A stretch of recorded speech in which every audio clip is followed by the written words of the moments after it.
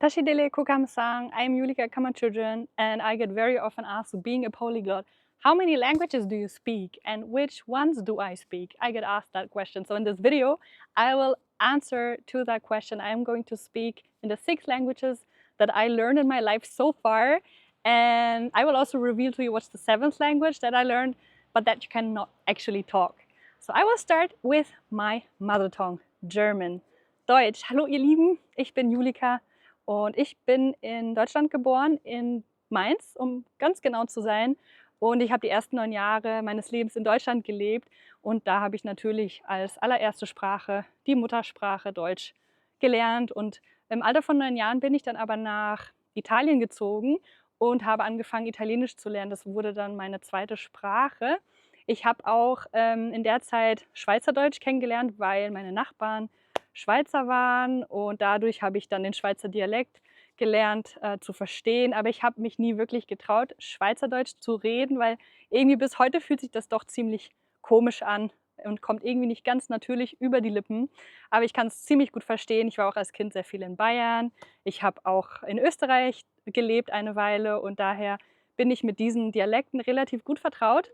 All'età di 9 anni mi sono trasferita in Piemonte e sono andata in una scuola, le scuole elementari ai tempi, italiana e quindi lì ho imparato l'italiano dall'età di 9 anni. Avevamo delle maestre tanto tanto dolci, gentili, che non solo a me ma anche a altri compagni tedeschi con cui vivevo nel paese in zona perché avevamo un piccolo villaggio di montagna e quindi anche i miei compagni tedeschi, anche loro imparavano l'italiano. Io quindi ho fatto poi tutte le scuole alla fine, fino alla maturità in Italia e quindi l'italiano è diventato un po' la mia seconda lingua direi e a tutt'oggi mi sento molto a casa in Italia e ci vengo molto spesso anche a trovare i miei amici, infatti sono qua proprio anche adesso a casa dei miei cari amici e sì, insomma l'italiano fa molto parte anche del mio essere, direi mi sento molto a casa. English is a language that I actually learned rather late in my life because when I was in Italy, it was not the first language that was taught at school, but at the time we learned French. So English, I started learning it only by the age of 11. With 11, I started learning English, but the level of English in the Italian school wasn't really high. So my English was rather poor, and by the age of 17, I went to Finland. And that's when my English became rather good because, of course, at the time I did not speak yet Finnish. So I had to speak in English, and also the level in Finland of English that was taught at school was very, very high. So I had to make really a quality jump in a rather short amount of time. And also later at the age of 20, when I, after high school, went to university, I was a dancer at the time. So I ended up in an art school, and that was very international, and everything was taught in English as well there. So actually that's when really I started learning even more English than before. And even when I went to Asia to study Buddhism and Tibetan, then also I was all the time, you know, with international people from all over the world. And Tibetan, until I didn't know it, I had to converse also with my teachers and communicate in English. So English is very, very present for me, I would say, since the age of 16, 17. Le français, c'est une langue que j'ai appris depuis que j'étais très petite parce que mes enfants étaient beaucoup en France. Nous avons une maison près de Dordogne, en Dordogne, pardon. Et donc, quand j'étais un enfant, on était beaucoup de temps en France, on passait beaucoup de temps là, à la maison. Et j'ai appris un petit peu le français, peut-être depuis que j'étais un enfant, mais je ne me rappelle plus combien de français j'ai vraiment appris dans cette année-là parce que j'étais très très petite. Mais après, plus tard, à l'âge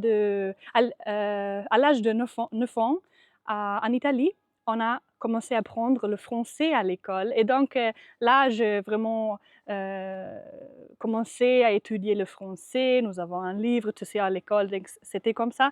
Mais une chose drôle est que le français toujours une langue que j'ai jamais vraiment pratiquée, jamais. Je n'ai pas vécu en France depuis longtemps et donc je ne parle pas souvent le français. Mais une chose drôle est que je parle très bien le français dans la langue de philosophie bouddhiste parce que je passais beaucoup de temps dans des centres bouddhistes en France et donc je comprends très bien les enseignements bouddhistes et je connais beaucoup de mots philosophiques qu'on utilise en bouddhisme. Donc ça c'est drôle, mais parler dans l'usage de tous les jours, c'est un peu plus difficile pour moi. Donc ça c'est ma histoire avec le français. Nge pyoge jaya di kane gotsu son sedu nga lo nishu taksung kabla shacho lungpa la pyoge janga chimbayin. Ani di kapsu nga thangbo peyu la charung kashu ki choten ki dam la lobjon cheka chimbayin. Ani di kapsu pyoge jaya gotsu bayin ti pyoge che pyoik che ta nika dus chang che ne kale pyoge yarge chin song di kapsu nga yang pyoge nangmi chigi nang la degi konzo nyamdo yang kale kecha mas che tugudu. Ani kale tene yarge rawo chin song di jela nga daramsala la chimbayin. Ani di la yang nge pyoge la karla gore pe yarge shida chin song nge ngone changni nimari reta chuzo dunge sina nge pyoge jang yotsig din lodin da boche ani datro din de gishung da bota din ani rokba nyam do trodu da boche ani pepa nyam do keja mambo she din shiu ko kabraso ani di kasu kale pyoge yarge chin son tering nge pyoge ta na dinanshi rawo yore ta ots rabodu vuonna pecessä oli 2006. Siinä vuonna minä menin Suomeen vaihto-oppilaaksi ja minä olin 1 vuosi Suomessa. Silloin minä opin suomen kieli. Mä olin siellä 1 vuosi. Ja sitten aikana minä menin kouluun ja minulla oli tosi monta kavereita ja mä opin tosi hyvin suomea.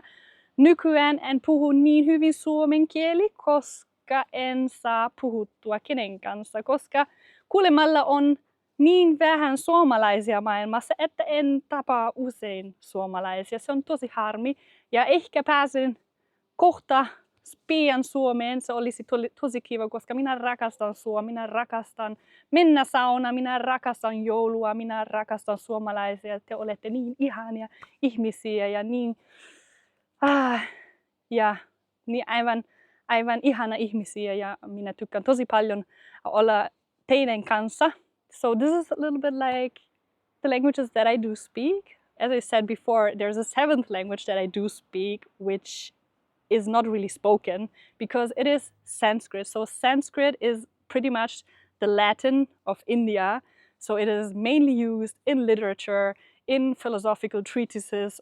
So it is not really a language that is spoken today. They say there are really, really few Pandit scholars who do actually speak Sanskrit. But normally in the academic world, which is where I learned it in university, you are mainly studying the Sanskrit of the scriptures, and colloquial Sanskrit seems to be just a little slightly different, but I don't really know much about that. These are the languages that I learned and keep on practicing as much as I can. I hope this was interesting. Thank you so much. Leave your comments and questions in the comment section. Thank you for supporting my channel. See you and thank you. Tujeche Jeyong.